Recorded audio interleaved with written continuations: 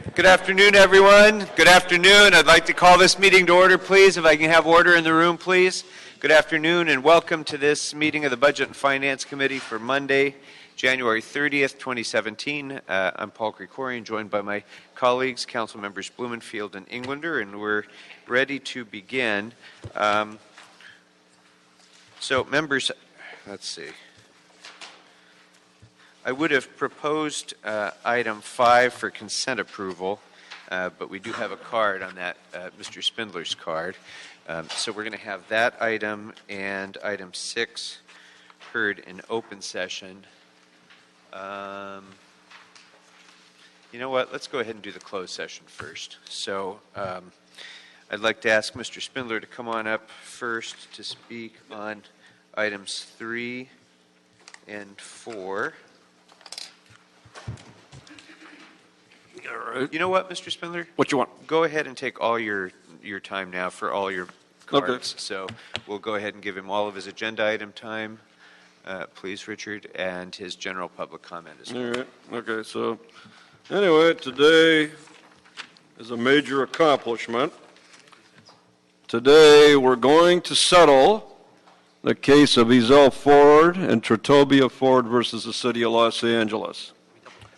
On August the 11th, 2014, LAPD officials murdered Ezell Ford.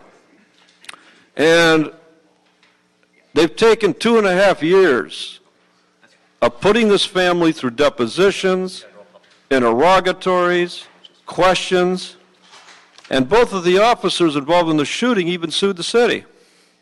Federal lawsuit was dismissed. What did you guys do in the federal lawsuit to start off the intrigue? Of course, you wanted to introduce a motion for all the criminal history and bad acts of Ezell Ford to be introduced. That's the first thing you did. The very first thing you did was to try to bring out the criminal history and any dirt you could find on the victim that was assassinated by LAPD. That's why this shit is going on the way it's going on. That's why this is happening. That's why this thing, whatever it turns out to be, and you know, you don't even have the guts to have this in open session. This is an open book. We know the two officers were held at a desk job. We know that both of the officers sued for racial discrimination against the department. And by the way, I've read the lawsuit. I actually think both officers have a hell of a case. I think you did discriminate against them. The DA is not going to file any criminal charges against both of these officers.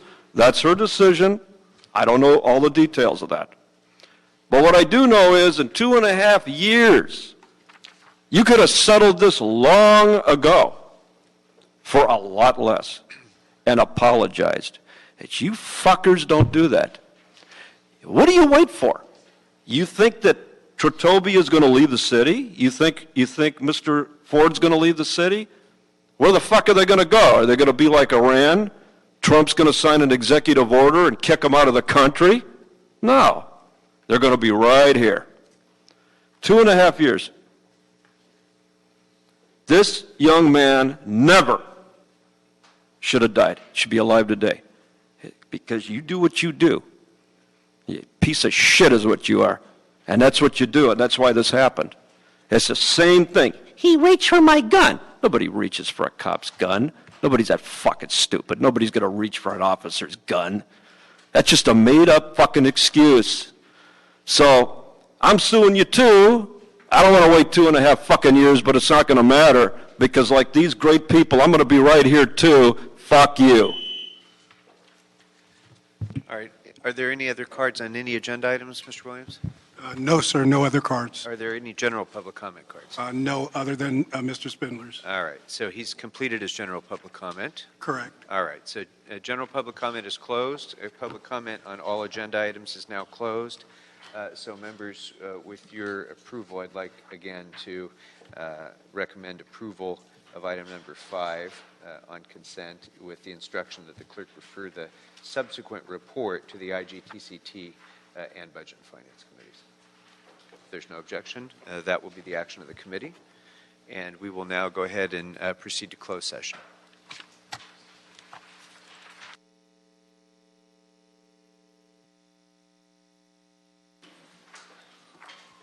All right, we are back in open session. Thank you for your patience, everyone. And members, the only remaining item that we have is item number 6, which is the motion by Cedillo and Price.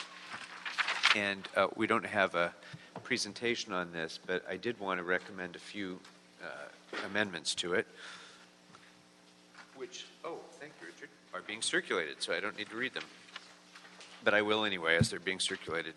I'd ask that the operative clause of the motion be amended so that the council would instruct the CAO with the assistance of the city attorney to report by March 1st on a legal analysis of the city's ability to provide funding to a nonprofit to provide for legal services for immigrants.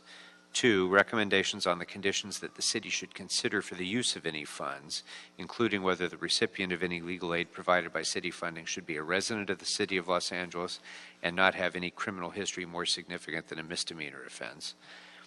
3, recommendations on the potential sources of funds for the city of Los Angeles to contribute up to $2 million for the proposed Los Angeles Justice Fund to provide qualified legal representation to immigrants at risk of facing deportation or removal proceedings who are otherwise unable to afford or access legal services. 4, recommendations in maintaining appropriate oversight, accounting, and evaluation of the expenditure of funds provided by the city, including an analysis of whether appropriate transparency would be adversely impacted by the attorney-client privilege or the doctrine of attorney work product. And 5, an analysis of the potential for such a program to give rise to future city liability to any third parties or the creation of fiduciary or other responsibilities to the recipients of these legal services. With those amendments, I would support approving the item and advancing it to council. I have a question. Yes. Not for staff, actually for you, Mr. Chair. First of all, let me thank you for all of these 5 amendments. They're very strong. These are of my numerous concerns with the actual funds themselves, not the program, but the funds. These were a lot of them. Where do you see the process unfolding as to responding to and creating some of these oversight and transparency issues, and then also in answering some of the legalities?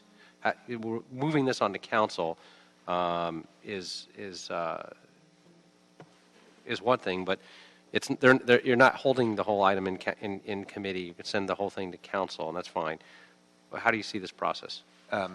We're advancing the motion to council, so once council approves it, the CAO and the city attorney would report back here, as well as to the ad hoc committee on the items that are indicated. Okay, so it's just... So we're instructing, we're requesting the council to instruct the reporting parties to report back to us. To report back, okay. And that's those all? reports would be considered in this committee. Got it. In the ad hoc committee and whichever other appropriate. Okay, so that's the only action we'd be taking is these 5 items currently. Is that correct?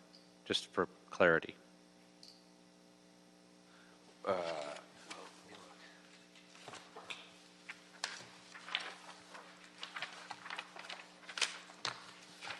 The actual motion before us is the Cedillo Price motion. So we're not voting on that now. We're just voting on your amending motion so we can get this information back first.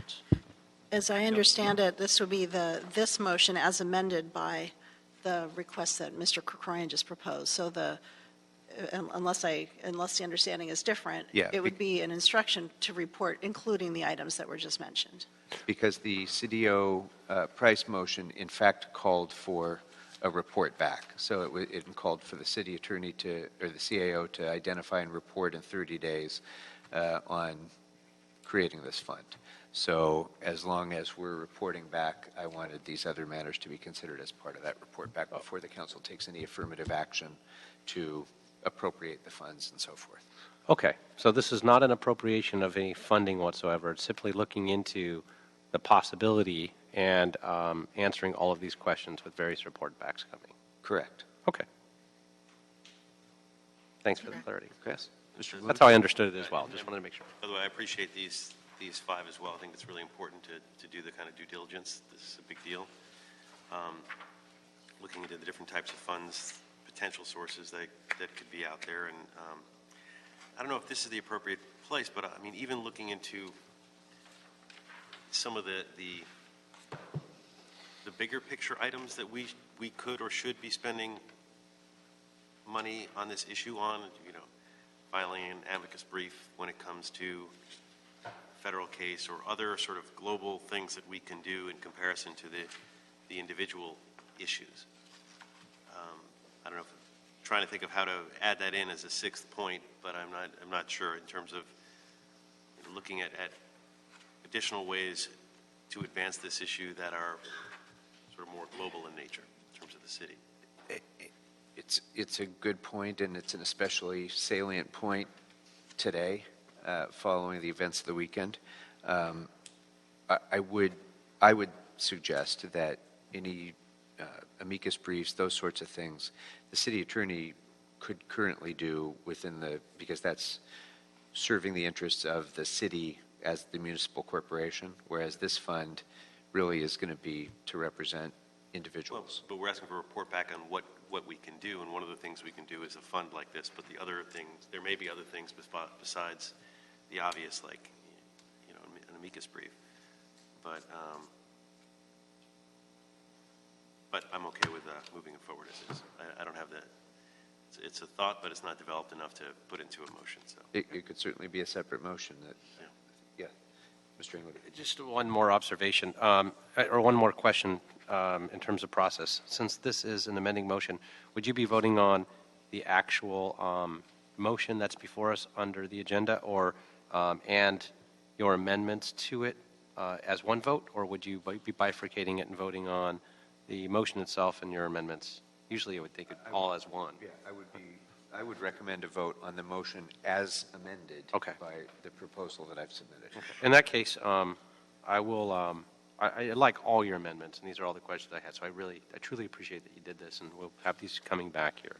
I was considering all the same questions. So, but in terms of the actual motion itself and having it all as one, I'll cast a no vote based on the language of the actual motion, and that the motion has the intent, and it actually says the intent of the motion to instructions to effectuate the funding, and not knowing any of the answers to this yet. I think that's where I'm at. But, okay, thank you for that clarification. Okay. And actually, what will be before the council is this committee's report, so the individual items could be part of that. Exactly. Including the moving clauses that are included in the motion. where do you see the intent? I'm looking at it, and I just see Right on the last moving clause where it says specifically the word intent is in there. It actually says draft terms of agreement, city controller instructions, and any other necessary instructions to effectuate the intent of this motion. And the intent is to spend $2 million, most likely out of the general fund, since there isn't another place. It doesn't You think the exist second to anywhere last else. one here? It's the last moving clause. Include recommendations for source of funds and any other necessary instructions. For the report to include recommendations. I got it. To effectuate not the intent actually- of the motion. So, Right, the instruction is for the report to include possible sources of funding, what a contract, Right. what terms of a contract would controller look like. instructions to move. Controller, if there are recommendations in that, that identify funds, then it would then be part of the recommendations to move those funds. Now, that will be up to the council to determine whether to ultimately to do that or not. It's more than a fishing expedition. And I respect your right to vote no on it. I just as I look at it, I'm not interpreting it as this vote is actually putting this fund in. Is that to me it looks like a report back on what it would take and what the instructions would need to be should we move down that On road. a legal technicality, you're absolutely right, but that's not what it actually says. But right. So Just for the record, I wanted to say what I'm looking at and what I'm voting on, and you're saying what you're looking at, what you're voting on. That's right. Okay. Well, and just for clarity, which it doesn't decide that issue necessarily, but just for clarity of the committee's report, so that we're clear, with the action of the committee today, if it's approved as I've recommended, this is not a commitment to proceed Right. with this policy option. It's a request for a report back of the circumstances and funding and that would be necessary in order for the council to make that decision. But this is not a recommendation yet that the council make that decision because we don't know what the package would look like yet. This is not unlike other instructions where the CAO or others are asked to identify funds. So I would see it in the same kind of a category as that. It's like identify the funds and then bring that recommendation forward to the council for approval. Okay. Anything further? No. Any other than Mr. Englander? Any objection to? Okay. Then by 3-1 vote with Mr. Englander dissenting, it will be the action of the committee to approve the motion as amended, as indicated in the written amendments. Anything else? Nope. All right. Is there anything else before the committee? No, sir, that clears the desk. All right. Then we are adjourned.